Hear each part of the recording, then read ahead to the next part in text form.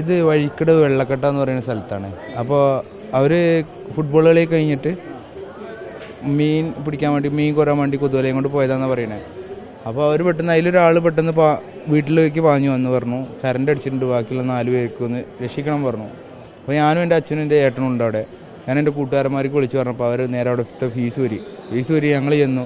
Fees വരി ഒന്ന് confirm ആക്കണതിന് മുന്നേ തന്നെ ഞങ്ങൾ മുളയെ കൊണ്ട് പൊന്തിച്ച് ഒരാളെ വലിച്ചെടുത്തു. ബാക്കി 2 ആളും തോട്ടിലാണ് കിടക്കണേ. ഫീസ് വരി അതെങ്ങനെ രക്ഷിക്കാൻ പറ്റില്ല, ഇറങ്ങുന്നവർക്കൊക്കെ അടിക്കാൻ. ഏത് തരത്തിലുള്ള ലൈനാണ്? KCBയുടെ തന്നെ ലൈനാണോ അല്ലെങ്കിൽ അല്ല, അത് പ്രൈവറ്റ് പ്രോപ്പർട്ടിൻ്റെ സൈഡിൽ ഈ പന്നീനെ പിടിക്കുക അങ്ങനത്തെയൊക്കെയുള്ള കണ്ടീഷനിൽ ഇട്ട ലൈൻ. അവിടെ അങ്ങനത്തെ എങ്ങനെ ഇലക്ട്രിസിറ്റി എങ്ങനെയാ ഇതിലേക്ക് മുകളിൽ ലൈന് പോകുന്നുണ്ട്. ഈ KCBയുടെ ലൈനിൽ നിന്ന് കണക്ഷൻ എടുത്ത് ചെയ്താണെന്നാണ് തോന്നുന്നത്. കറക്റ്റ് അതൊന്നും കണ്ടിട്ടില്ല. അവർ അടിച്ചു എന്ന് പറഞ്ഞു. നമ്മൾ അവരെ പൊക്കി രക്ഷിച്ച് നേരെ ഇവിടെ കൊണ്ടുവരിക ചെയ്തത്.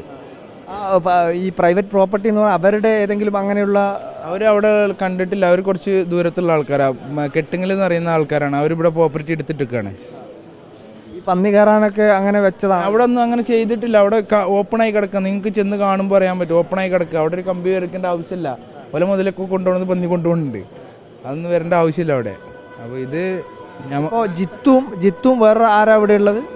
ജിത്തു മരണപ്പെട്ടു എന്നുള്ളതാണ്. അതെ.